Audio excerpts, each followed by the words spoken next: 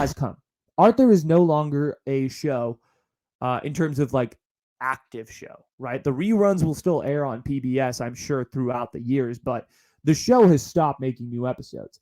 It ended last week. The final episode is out. I'm sure the live audiences were literally like the Friends audience. There's 4 million people there watching it live. I'm sure Arthur had a similar turnout. I'm sure it was, 4 million little kids were tuned into the very end of Arthur to find out what happened. But 25 years, man. The show lasted 25 years. And it's finally over. It's lasted from like 1995, I want to say, till now. And that's pretty much the lifetime of both me and my brother, which is kind of insane if you think about it. And I just let me spoil the ending for you in case, if you want to watch it, go ahead. But I know a lot of you probably aren't going to watch the ending of the Arthur series finale. But basically, it ends with Arthur writing a graphic novel about his entire life, which is supposed to be the show. And the show is based on Mark Brown's books. So, it all comes full circle. It's a cute ending. And I probably would have freaked out in 3rd grade. I would have been like, oh, what?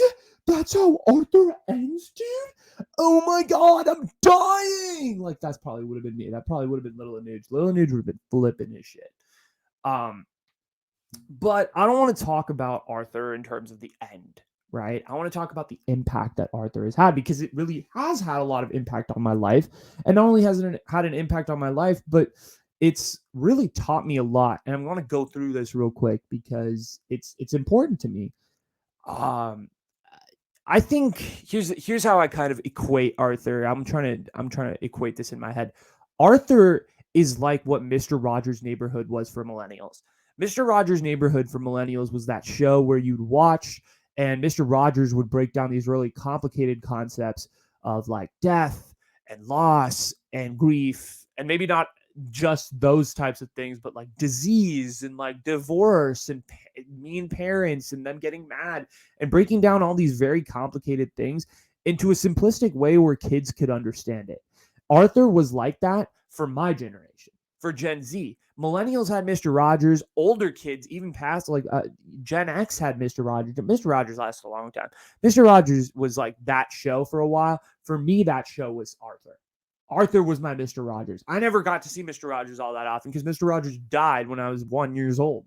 So there was no more new Mr. Rogers episodes. But I feel like one of the things that Arthur really did was it put forth this fact that they were ahead of the game in putting all sorts of people on screen. Like, I'm talking like in terms of personality types, like tomboys, like, nerdy but likable, and all of these things where it was like, it kind of gave characters a lot more nuance than you're used to seeing in kid shows, right? Usually you're used to seeing the scrubby little kid getting picked on and the cool kids being like, real strong and athletes and all of these things. But the fact is, like, you don't see like a lot of like, Arthur kind of exposed me to the fact that like, yo, you could have women who like ball out in sports. Like, look at Francine. Francine is like the freaking ballest of the ballers. She's the best athlete on the entire show, and she's a girl.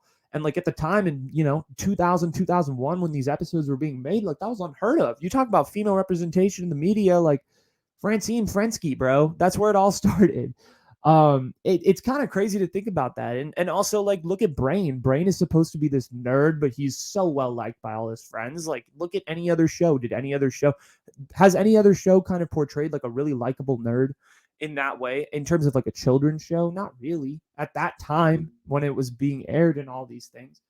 And people could also have like crazy ass imaginations and like not be laughed at. Look at Buster, right? Buster has these crazy like visions of aliens and his obsession with the fantasy lands of outer space.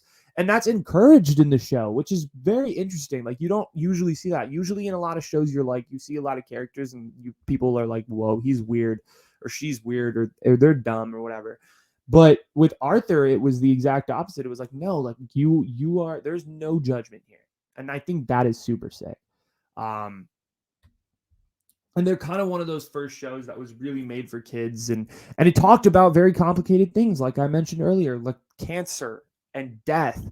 Like, there are a lot of characters. There are characters in Arthur where they like attend the funeral, and like in episodes of Arthur where like characters get cancer or like life-threatening diseases, and the characters are forced to like deal with that sort of issue and really figure that out. And Arthur, for me, like I may not have realized it back in 2004, 2005, whenever I was watching this show, but Arthur broke me out of my bubble. It kind of showed me what, like in Silicon Valley, whether you like it or not, like most families kind of look the same. It's very, usually not a lot of divorce happens around here, particularly in the Indian community and the immigrant community, as I would say, but also relating to Asian Americans and other races. Divorce isn't really that common within immigrants, but it kind of showed us that, like, hey, you can have divorce. Like, divorce is a thing. There's a lot of other elements to a marriage, like parental dynamics, there's different family dynamics. Like, some parents are more hands-on, and some parents are more hands-off.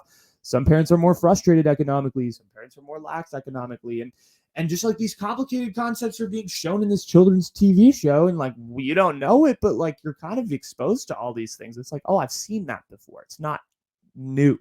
And you apply that to your life, and you're like, I feel like I've seen that before. This isn't abnormal to me. And so that's kind of cool to me. I really enjoy that. And it's just kind of one of those unexpected things that you see. Now I'm sorry. Now that I'm like 21 years old, I just see all those things and those lessons that like I kind of let fester unconsciously in the back of my mind, and now it's like, like it's here. Like I have it in my head, and that's super cool. And also, Arthur was just at a simpler time in my life. It was, 2000, like early 2000s. I was a kid. I didn't have much to worry about. I was just watching Arthur, chilling, way that I bonded with a lot of my friends. So I have not much to complain about. Arthur was great. It was fantastic, and I can't sit here and tell you otherwise.